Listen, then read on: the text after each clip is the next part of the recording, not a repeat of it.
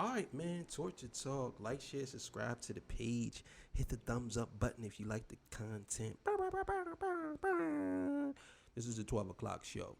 Look, man, so we're going to be talking about writers in the industry and why is Drake so prominent with his writers and why does his name ring bells when it comes to writing. A lot of people wrote for them before, but why is this such a big deal when it comes to Drake? And we're going to talk about that, and I'm going to give my take on it after we watch a video, of course. Look, man, this is Torture Talk. If you like the content, please consider subscribing.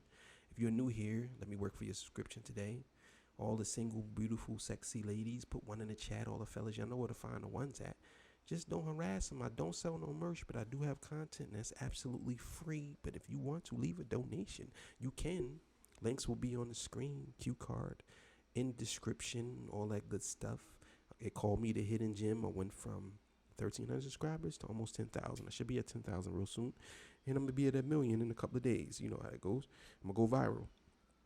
Because I'm lit over here, nigga. Nah, but, yeah, so we gonna get into this video, man. You know what I'm saying? Enough talking, man. I know niggas be like, man, shut up, man. Skipping past shit. Alright, man. So look, let me know where you from too, man. I really appreciate it. Thank y'all for all the super chats and the donations. Alright, man. Shout out to the people who say they like the new look, but this ain't the new look. This is just a vacation look. Alright, so let's get to it. The beef between Drake and Kendrick Lamar has turned ghostwriting into hip-hop's biggest controversy. If you need somebody to write the whole thing. That's not you, though. That's not me, no. Since the earliest days of hip-hop, authenticity... You know, they always say when a nigga play with his ear, he lying. Biggest the what? Oh, man. Make sure y'all go check out that AM show too, bad. Make sure y'all go check that joint out, bad, for real. But look, man, let's get to it. This is funny.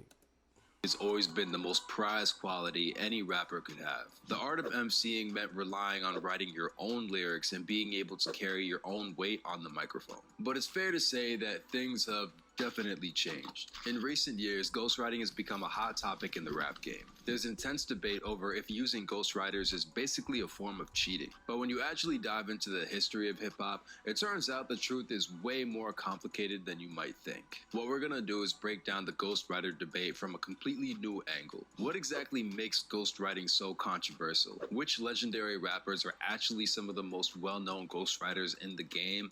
And which iconic artists have built million-dollar careers with other rappers' lyrics? We're gonna go even deeper by looking into the backstory of Drake's history with ghostwriters, including the story of one of his most notorious collaborators, Quentin Miller. What makes Drake's use of ghostwriters way different than the rappers who came before him? Here's the thing. I don't think Quentin Miller is his most notorious, though. Believe it or not. I think Daylight is the most notorious ghostwriter for Drake. Because I think that people don't really care. Matter of fact, I'll get into it at the end. Let's keep it going. Is ghostwriting actually killing hip-hop, or has it been part of the rap game since the very beginning? But before all that, what exactly does ghostwriting mean? You're not supposed to be fighting. You're not supposed to be having a bunch of writers. But, you know, that's been going on since the beginning of time. Like, when hip-hop first took off in the Bronx during the 1970s, the craft of being an MC meant being able to write and spit your own rhymes. In the streets of New York, battling other rappers was the ultimate way to showcase your supremacy. That meant being able to spontaneously freestyle against challengers. Taking another rapper's rhymes was a way to instantly lose respect in the streets. As hip-hop became more popular, ghostwriting became an industry secret. Rappers would be paid to record secret reference tracks for other artists where they would basically provide a guide map for another rapper to imitate their lyrics, flow, and cadence. In exchange, many rappers who ghostwrite would have to sign confidentiality agreements that keep them from publicly taking credit for the song. Ghostwriting has always been seen as a double-edged sword. Some rappers have argued using other writers automatically undercuts your authenticity as an artist. Styles P of the Lox has argued that any rapper who uses ghostwriters can't be a part of the top lyricist debate. That's 100% facts. You can't be. How can you be at the top of the debate if someone else is writing it for you, that person would have to be at the top of the debate, not you. You can't, because if you put all these MCs in a room and you sat them down and said, all right, write the best material, the person with the ghostwriter, his ghostwriter can't come in the room. So since his ghostwriter can't come in the room, he's not going to come up with anything. That's why Styles P is right. He's right about that. At the same time, rappers like Logic have admitted that ghostwriting is a vital part of the music industry. Imagine you're a newly signed artist. Your record contract might come with an advance, which means you're effectively in debt to your label. There's an incredibly high pressure to stay relevant in the streaming era, which means you need to generate hit record after hit record. Plus, streaming payouts are notoriously small. Record contracts in the streaming era are also known to making artists pump out more and more music than ever before. Okay, so again, that's when you have to have. See, a lot of these artists get signed off their image. They don't get signed because they're actually really good. They get signed because people follow their image. They have a big following because people like what they look like. They like the tattoos. They like the jewelry. They like how they move. They like their swag. They don't really care too much about their music. The music is secondary for most part.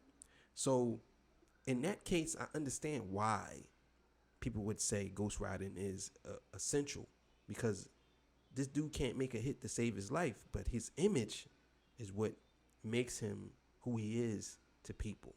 And if he can get the right person that got the right sound for him, then they'll place it with him. So he's right about that. Mentioned, many rappers have tons of people depending on them, from their families to entire teams of people hustling behind the scenes to help them make it. With this kind of pressure, some artists might feel they have to resort to using ghostwriters just to stay afloat in today's cutthroat rap game. But while a lot of fans think ghostwriting is only a modern problem, it turns out it's been a part of the rap game since the very beginning. Rapper's Delight by the Sugar Hill Gang is considered to be the first song that introduced mainstream audiences to hip-hop. The song was released in 1979 and peaked at number 36 on the Hot 100. But Rapper's Delight was partially written by Grandmaster Caz, a Bronx rapper who was never officially credited for his contributions. I mean, basically, I wrote everything Hank said on Rapper's Delight. I'm the CASNOVA, that's my name, Casanova Fly. Sauce Money, a Brooklyn rapper known for working with Jay-Z. Damn. How you write a rap for somebody and put your name in it and they repeat it without even noticing it? Yo, that's crazy. That's crazy as shit. In his career, summed up how having ghostwriters can make you lose respect. Basically, if you had a writer, you wasn't real. When they hear you, when they hear the song, they want to know you started the process from beginning to end. If you have somebody coming in doing that for you, it's a lack of respect kind of thing. Like you said, it's taboo to do that. At the same time, Sauce Money admitted that it could be very difficult for a rapper to be able to have the image and popularity to sell millions of records while also being talented as a writer. It turns out that... But see, that's the thing. A lot of rappers, they go into this thinking that they're better than what they really are. You should just stick to what you know and who you are. That's it. And you will sell what you sell. But a lot of rappers, they get into it, and this is what they make these fans fall in love with them, their image. Let's say, for instance, they go to, they get big. And once they get big and they start selling these records, they start doing this. And then they want to do what they really want to do. When they go back to doing what they really want to do, how they really want to rap, fans will say they fell off. Oh, this guy fell off. Oh, he ain't as good as he used to be, because you sold them an image. And I blame that on the record label, and I also blame that on the artist. You got to come into this with the mind state of doing something that's going to be appealing, but at the same time, it's going to have longevity to it. And a lot of these artists don't have that. They just come into it and they want to get paid, and they just throw up anything. And then when they run out of ideas, they try to run to these other they try to run to these other writers to try to give them ideas, and then it just falls flat. The rap game's most legendary artists have actually had secret careers writing for other rappers. Did you send y'all this record? Man, He killed us on that record. Jay-Z is one of the most celebrated and commercially successful artists of all time. With over 140 million records sold and 24 Grammy wins, he's widely recognized as a living legend. But what a lot of people don't know is that Jay-Z had a secret side hustle as a co-writer for other artists. In an appearance on LeBron and Maverick Carter's The Shop, Jay-Z spoke on his process for recording the reference track for Dr. Dre and Snoop Dogg's iconic 1999 single, Still Dre. In the interview, Jay broke down how he worked to imitate both Dre and Snoop's vocal cadences and their point of views. Yeah, still. During a sit-down with The Breakfast Club, Snoop credited Jay with writing, quote, the whole f***ing song. Nas is another legendary rapper, well-respected for his pen game. See, I didn't know that. See, this is why it's good to watch YouTube and watch these guys, because they be doing their little due diligence. I know a lot. Trust me, I know a lot. But I didn't know that he wrote Snoop's part, too. I always thought he only wrote Dr. Dre's part. See? Thank you, brother. Thank you, brother. Thank you, brother. If I could give you a crown right now, I'll put it on your head, right on the screen. But I can't, because I don't have the ability to do that. Debut album Illmatic is often ranked as one of the best rap albums of all time. And while he's built a long and consistent career that's lasted 3 decades, he's also masterminded the lyrics behind hit songs like Will Smith's multi-platinum single, Miami. Eminem has long defended the importance of rappers writing their own lyrics. During a recording session with Kendrick Lamar, Eminem reportedly told Kendrick that nobody in his entourage was allowed to enter the studio with him. Kendrick claims that this move was a test so that M could see for himself if Kendrick could really write his own lyrics. But while M might be a rap purist, it hasn't stopped him from being a go-to ghostwriter for his longtime mentor and label boss, Dr. Dre. M is cited as writing lyrics for Dre across multiple projects, including classic songs like Forgot About Dre and The Watcher. Kendrick Lamar, another Dr. Dre protege, has also discussed his process for writing Dre verses on songs like their 2012 collaboration, Compton. No matter how controversial ghostwriting is, it turns out some of the game's most respected lyricists still write for other rappers. But now, okay, so let me speak on that. That's the reason why, because they're respected as MCs. They're respected as the top lyricists. So of course they're gonna write for other people, if asked. You know what I'm saying? Now I put it to you like this. I've been a writer for a long time. I never used a ghostwriter. Never will. You know what I'm saying? If it works, it works. If it don't, it don't. I understand. But for me, I just can't. I can't get down with the ghostwriting thing. I understand why people do it, but I can't do it. I would never have someone pen my stuff for me. You know what I'm saying? Because that means that's not me. That's them. And nobody can sound better than me, even though some people think they could. But that's just the bottom line. leave it to Drake to make the debate Because Stone Cold said so. about ghostwriters even more complicated. The Meek and Drake battle is what caused people to start using this term when it comes to Drake and saying he doesn't write. This is just the moment that we're in right now. In 2015, That's not true. I don't know what Maul bumped his head at, but that been going on. Okay, Meek might have highlighted it for Drake, but people always look down on ghostwriting. Maul should know this. Why does every time when it comes to Drake, Maul always gotta throw the fucking slip and slide glaze board out and slide all around every time. This been going on for years. People always had a problem with ghostwriters. There's a guy who used to do it all the time. He used to do, I believe it's Mad Skills. Mad Skills used to rap every year about how he used to write for people. You know what I'm saying? Then Uncle Murder start doing it. They've been doing it. Joe Buttons was a ghostwriter. He wrote for Method Man. And Method Man admitted it. So I don't understand why you trying to act as if like, let me keep it going. Sorry. the Philly rapper Meek Mill made a bombshell claim about Drake's use of ghostwriters. Meek had just dropped his second solo album, Dreams Worth More Than Money, and he claimed that Drake had used an uncredited ghostwriter for his feature on the collab song Rico. But what made things even crazier is that Meek came with receipts. He leaked the original reference track where a then unknown rapper named Quentin Miller was rapping Drake's verse with near identical lyrics and flow. From there, the floodgates opened up. New reference tracks continued to leak, showing that Drake utilized references from Miller Miller on songs like Know Yourself and 10 Bands. Drake defended himself, claiming that Quentin Miller was a kid that he collaborated with. He said it was all part of his creative process. In a 2015 interview with Vader, he said he needs individuals to spark an idea so he could take off running. I don't mind that, and those recordings, they are what they are, and you can use your own judgment on what they mean to you. The big difference between co-writing and ghostwriting a song is that when an artist is credited as a co-writer, they typically receive a cut of the song's royalties. Ghostwriters, on the other hand, are uncredited and receive an upfront payment that could be as much as $10,000 to $20,000 a day. Fans and peers did exactly that. Some longtime Drake collaborators, like his in-house producer OVO 40, stood up for Drake, tweeting, "I can't count the hours that myself and Drake have spent writing, producing, and recording music. There's countless number ones in songs that Drake has written for others, never mind himself." Quentin. That don't mean nothing though. Like, why do 40 always jump in it with some shit that doesn't make any difference? Who cares if Drake wrote for somebody else? Who cares? Who cares? You know what I'm saying? It's like Drake might. And how long was the writing? Who did he write for? What did he do the same thing? Was it a reference track? Was it something he came up with originally? It's like, I hate when they do that. Oh, well, we ain't gonna talk about all the stuff that he did for other people too. It don't matter. We're talking about what people did for him. Don't matter what he did for other people, because he could have got that from somebody else and gave it to them. That's what people were saying, man. It's crazy. Miller himself spoke out in an open letter saying, "I am not and never will be a ghostwriter for Drake. I'm proud to say that we collaborated, but I can never take credit for anything other than the few songs we worked on together." But the fallout of Quentin... Nigga, that's the same shit. What are you saying, bro? You saying that you can't take credit for writing for the man, but then took credit for writing for the man.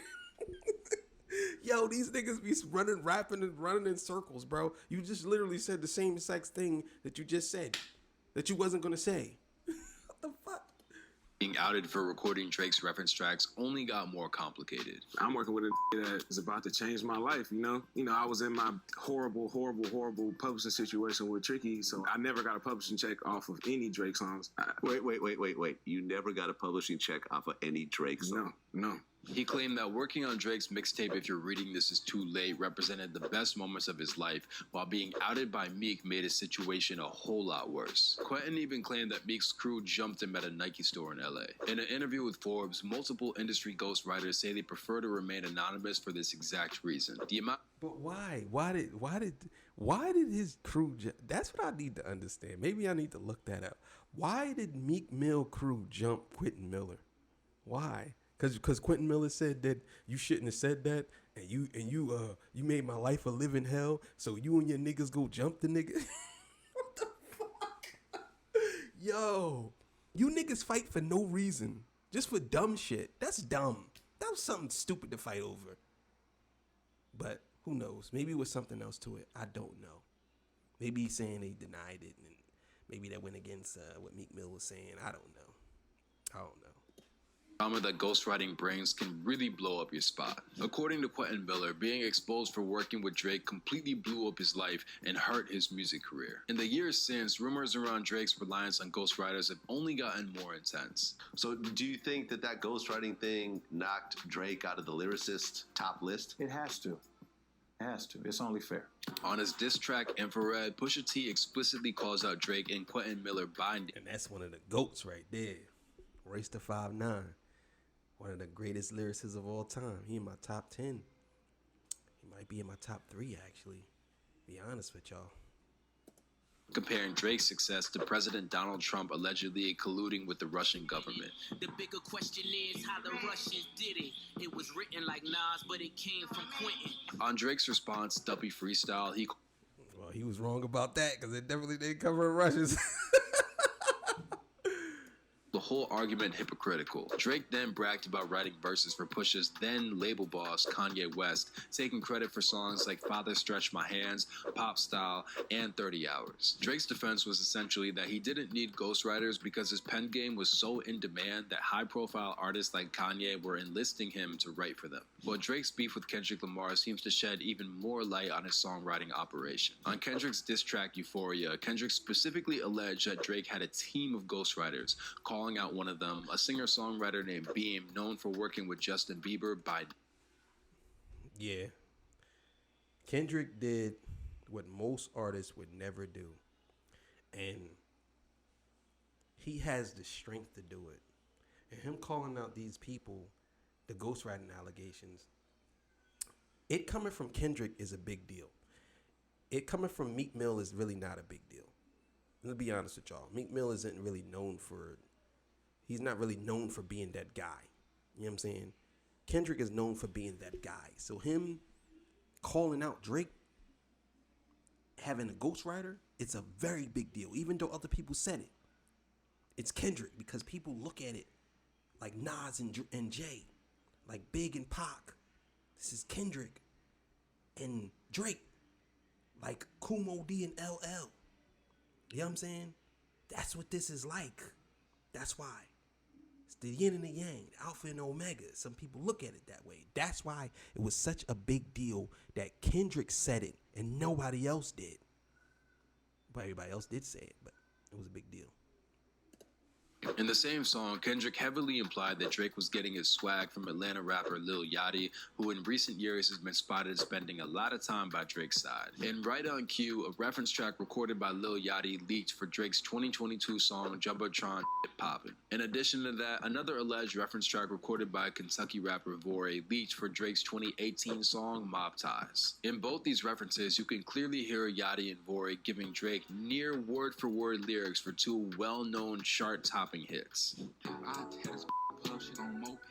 doggy don't smoke on unless it's unleaded. I'm back and forth over on this, so just go and get it. Drake didn't directly respond. Crazy, man. Crazy. It's crazy. This is crazy. Let's keep going. To these alleged leaks, but fans pointed out that Drake seemed to take credit for writing Mob Ties in a 2018 interview with LeBron and Maverick Carter on their show The Shop. It seemed like Drake wasn't just using other rappers' reference tracks, he also seemed invested in trying to pretend he didn't use writers in the first place. But is there any real difference between Drake's use of ghostwriters and other rappers who have done the same? You know, making a record is like building a house. People really don't expect one person to just do it. It's a team effort. As Drake himself pointed out, that's different if it's a group. That's different if it's a group. It's not the same. If it's a group, that's different because groups feed off of each other, and they might think that other things might sound better. Now, if it's a group within individuals, like let's say Wu-Tang, that's something different because they had different styles of rappers come together. Now, if you're talking like people like Onyx, it wasn't different styles that came together. They were in group. Mobb Deep, one group. You know what I'm saying? So if they helped each other out, I wouldn't care about that because they're moving as one. Now, if it's just you by yourself, that's something totally different. Totally different. working with other songwriters is a standard in the music industry, and there's plenty of other rappers who have benefited from doing the same. Dr. Dre, as mentioned before, has worked with writers his whole career, from Ice Cube to MC Ren and the DOC in his NWA days, to later collaborations with Nas, Eminem, and Kendrick Lamar. But see, Ice Cube never hit it. That's the big deal. Everybody knew that Ice Cube. Everybody knew that Dr. Dre had ghostwriters, and they didn't care because he never hit it. He put it out there that he had ghostwriters because he didn't care. The same thing with Puff. Puff did the same thing. They didn't care that people knew that they had ghostwriters because they said, well, we're really not rappers anyway. But Drake is different because he hit it and he tried to make it seem like he was something he wasn't. That's the difference. West is well known for using writers and has been pretty transparent about it. His breakthrough single, Jesus Walks, was written by Chicago rapper Rhymefest, and he's also well known for working with writers like Travis Scott, Pusha T, Lupe Fiasco, and Atlanta rappers Sci-Hi the Prince. Kanye even publicly credited Partisan Fontaine, Megan Thee Stallion's ex-boyfriend and a well-known writer for Cardi B, for writing his entire verse on the very personal song Violent Crimes, calling him the ghost in the machine. Even heavyweight artists like Jay-Z and Nas are known for soliciting ideas from other artists. Consequence, a New York rapper long affiliated with both A Tribe Called Quest and Kanye, claimed that he has writing credits on Jay's iconic song Encore because he helped come up with the hook. Nas, meanwhile, credited... Alright, calm down, homeboy. Calm down, homeboy. That's not... that. If y'all in the studio together and Jay says, Encore, then he said, and you say, Encore, do you want more? Cooking boy for the Brooklyn boy. And they say, yeah. Yeah, I'm gonna use that. Come on, bro. You ain't no, bro. No. I'm not rolling with that one. I ain't rolling with that because you threw the idea in the air, bro. Unless you sat down and say, yo, Jay, I have a hook for this song for you. You know what I'm saying? That's different. And you wrote it, but all that, nah, I'm not trying to hear that. I have to hear that from Jay-Z lips. From them big moose lips. I have to hear that from them lips that you said that you said that and he took it and ran with it. And Miller on a song called The Pressure because Quentin said that they bounced ideas off each other for the record. But a lot of hardcore Quentin Miller gotta chill, bro. You gotta chill. Because you bounce ideas off of somebody doesn't mean you wrote for them, bro. You shouldn't be credited as a ghostwriter because you and him came away unless he's okay with giving you the credits. But there's no way in the world because me and you came up with ideas together. If it was an idea that you came up with and then I took it, yeah, that's different. But if me and you sitting in the room and then you say something and you say, yo, man, and I say, yeah, man, I got this hook, blah, blah, blah, blah, blah, blah, blah, blah, blah, and you say, I think you should say this. I'm not going to credit you as a co-writer off of 3 words, bro. No. Unless we sat down together and wrote the song together, then no. I'm not crediting you as a ghostwriter. You threw an idea at me doesn't make you a ghostwriter or a co-writer, bro, because you gave me an idea. If you gave me a piece of an idea, cool. If you gave me a whole idea, yeah, then I'm obviously going to give it to you. But if you just threw a couple of words in there, no, nigga, get the fuck out of here. Hip-hop fans say there's a big difference between Drake and what these other rappers are doing. Pusha T, who's been a constant critic of ghostwriting, specified that he considers Kanye a producer who raps and therefore isn't bothered by his use of ghostwriters. And while plenty of artists use ideas from other songwriters, Drake's seeming imitation of reference tracks recorded by artists like Lil Yachty, Avory, and Quentin Miller seem to be far beyond the pale. The big difference between Drake and all these other rappers is that Drake is actively claiming to be a top-tier lyricist while using other rappers' rhymes, while producer rappers like Ye and Dr. Dre aren't contending for the same title. So that's exactly what I mean. That's exactly what I mean. These dudes are not competing to be the greatest rapper, greatest lyricist. Drake is competing for that with other people's lyrics. That's exactly what I was saying.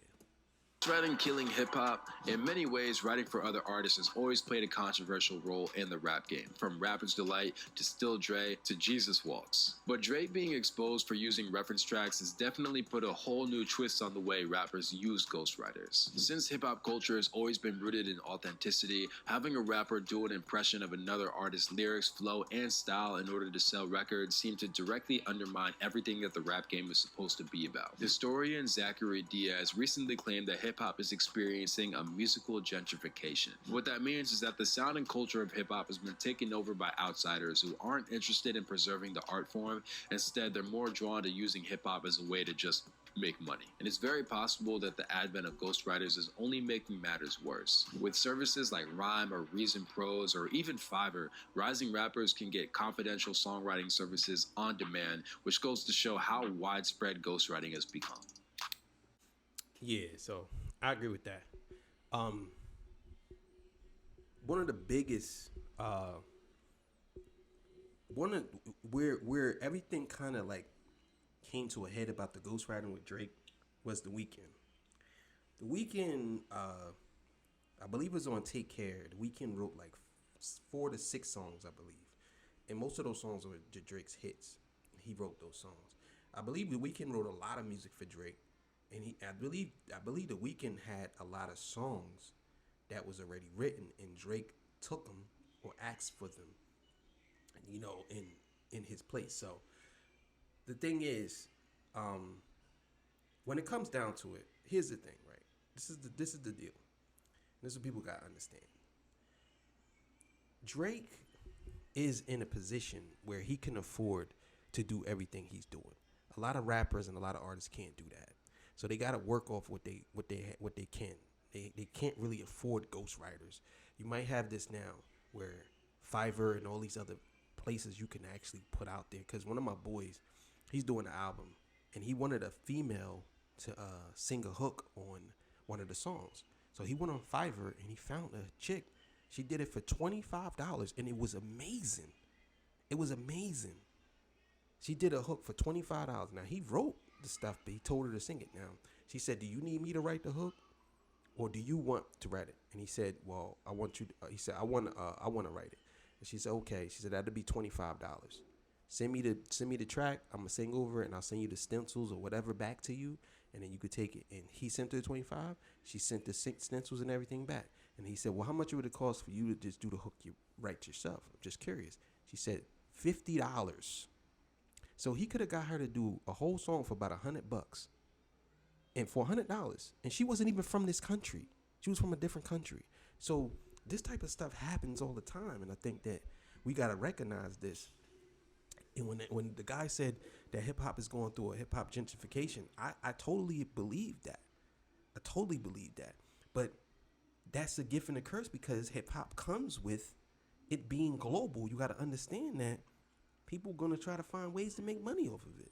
That's just the bottom line. You gotta be good, and you gotta stand out. If you ain't doing either one of those, then you're gonna be caught up, and that's gonna be that. So, as far as The Weeknd goes and Drake, I think that he was the one that opened the floodgates when he gave that interview, and he basically said, and then 40 came out and said, no, he only wrote this amount of songs, blah, blah, blah. And before that, people didn't know that The Weeknd wrote a lot of those songs for Drake. You know what I'm saying? They didn't know. And that was it. And I think he was the one that started, and people can say whatever they want. They can say whatever they want. But Drake wasn't really known for singing like that until The Weeknd put his pen behind him. And then Drake became the different type of artist that people know today. So, all right, man, I'm out of here, man. 6 o'clock show coming up, man. Y'all have a good afternoon. You know what I'm saying? See y'all. Peace. Bye.